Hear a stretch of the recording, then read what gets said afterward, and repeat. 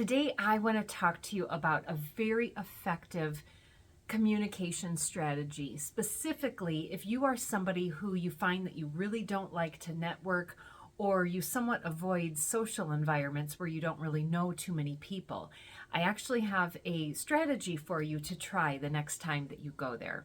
Actually, I'm not going to say try, for you to utilize the next time that you are in a networking environment. So let me start with a proper introduction. I'm Connie Jo Holmes. I'm the founder of BU2BFULL Hypnosis and Coaching, and my mission is in my company name. That is how strongly I believe in it.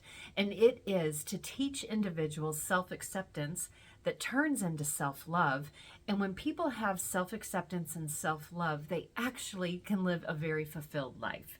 And it's my mission, so much so that I named my company name, spelled it goofy and everything, just to pass on this message to everybody. And so if you want to help me in my mission, I would greatly appreciate it. And you can do it very easily by liking, commenting, sharing, and subscribing to this channel. So I thank you in advance for that. So if you are anything like me, even though I'm kind of extroverted, I really did not like networking. I could do it, but I really did not like it. To me, it felt pretentious, inauthentic, and just so scripted. And nothing flowed naturally. And it's like you almost had to try too hard. And I just don't like situations like that. And so, as you know, I'm a coach and a hypnotherapist, and I actually have used this strategy, or actually coached this strategy, to several of my clients. The reason why it's top of mind is because I do actually have a corporate client that I actually put together a manual titled Effective Communication in this area. I included in it. So that's why it's top of mind. And I thought, you know what, I'm going to share it in this corporate environment. I want to share it with all of you. And so whether you find yourself in networking environments, or, you know, in a new job where you're meeting new people, or like I said, any type of social environments or something like that, this is a really good strategy to employ. And so I think the reason why many people find networking rather uncomfortable, again, is because it feels pretty scripted, too scripted. Just because it's like, hello, how are you? My name is, what's your name? You know, it's just very back and forth and like no depth to it or anything. And so anyway, so one thing that I talk about a lot with my clients who really want to build up this skill is to remember the art of the open-ended question as well as the open-ended answer. And so a very clear example of that is, you know, you meet somebody, you know, at a gathering or something like that, and, you know, you're kind of doing the back and forth exchange. And, you know, a natural question is, you know, where do you live? And instead of just saying, I live in Janesville, Wisconsin, I could actually answer it by saying, I live in Janesville, Wisconsin, and I absolutely love living in the Midwest because although some winters can be a little bit hard, I really do enjoy living in a climate that we have 4 very obvious seasons because it makes me appreciate all of them. And then also, I just live less than a mile away from one of the entrances to the Ice Age Trail, and I love it because my dog and I get to go hiking regularly. So that was a really simple question, but you see all of the jumping off points that I gave that person to utilize to stay in more dialogue with me.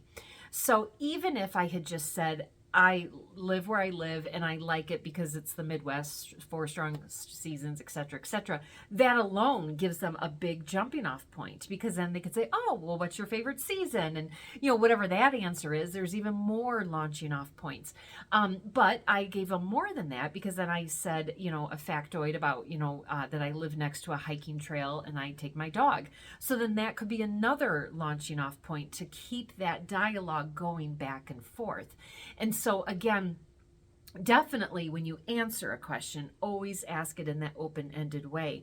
And then when you're asking a question, you know, train yourself to do it the same way. So you could say something like, yeah, like I'm thinking of a networking event, and like maybe they have their name badge and, you know, their company name or something like that. You know, you could look at it and say, oh, hi, Mary, I see you work for ABC Company. What is it that you do there, and what do you like about it the most? So it's 2 questions in one. And then, because in that way, if they talk about something I don't know anything about, that could shut me down right there. But if they share what they like about it the most, that could offer me some more nuggets in which to engage in dialogue. So the reason why this is very important is, one, if you have to network and go to these social events anyway, it just offers you, to learn more about people and to have more engaging discussions, which is always good. But also, have you ever heard them say that, when you ask a lot of questions about another person and you give them a lot of opportunity to talk, they actually think that you're a very interesting person. And so then you get to leave this networking event as one, being memorable, because instead of being like, oh, where was that girl from?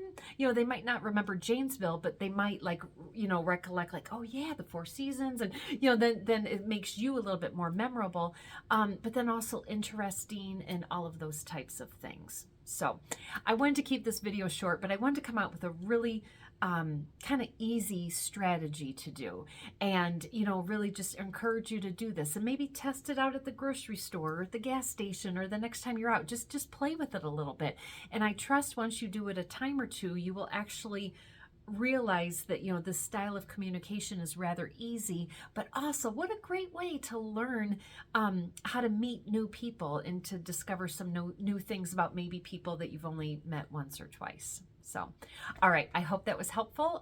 If so, again, like, comment, share, and subscribe, and let's together get this mission out to show people how to be you to be full. All right.